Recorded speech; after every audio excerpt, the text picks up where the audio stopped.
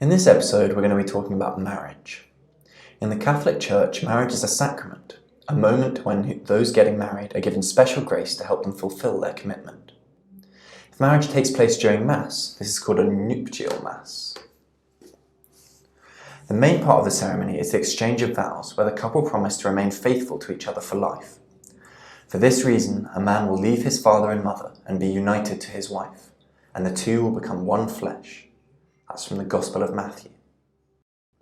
The priest and congregation act as witnesses to this commitment. The priest blesses the marriage on behalf of God and the Church. And the couple also commits themselves to accept children and to raise them according to the law of Christ and his Church.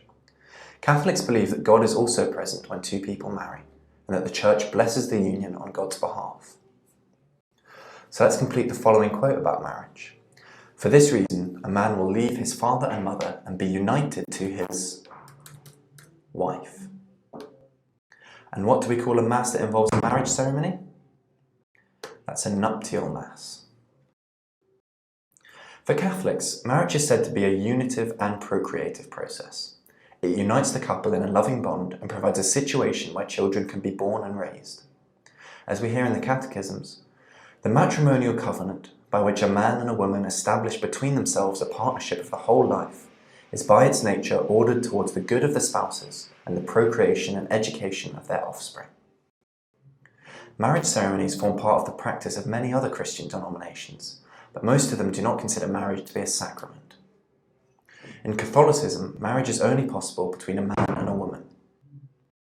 Catholics believe that some people are called by God to live celibate lives, which means abstaining from marriage and sexual relations, sometimes as priests or as monks or nuns. It's also a lifelong commitment. Catholics do not allow divorce. In some circumstances, marriages can be annulled, which means declared invalid, if at the time of the marriage one party did not enter into the commitment freely, or for some reason was not mature enough or in a state to make such a commitment. So let's complete this quote about the marriage sacrament. The matrimonial covenant, by which a man and a woman establish between themselves a partnership of the whole life, is by its nature ordered towards the good of the spouses and the procreation and education of their offspring. So what does it mean to live a celibate life? That means abstaining from marriage and sexual relations. And what are some of the features of the Catholic marriage sacrament? So the couple commit to raising children according to which law? That's the law of Christ and his Church. And when a marriage takes place during Mass, that means it's a nuptial Mass. And how do most other Christian denominations view marriage? They practice marriage, but they don't consider it a sacrament. That's all you need to know about marriage.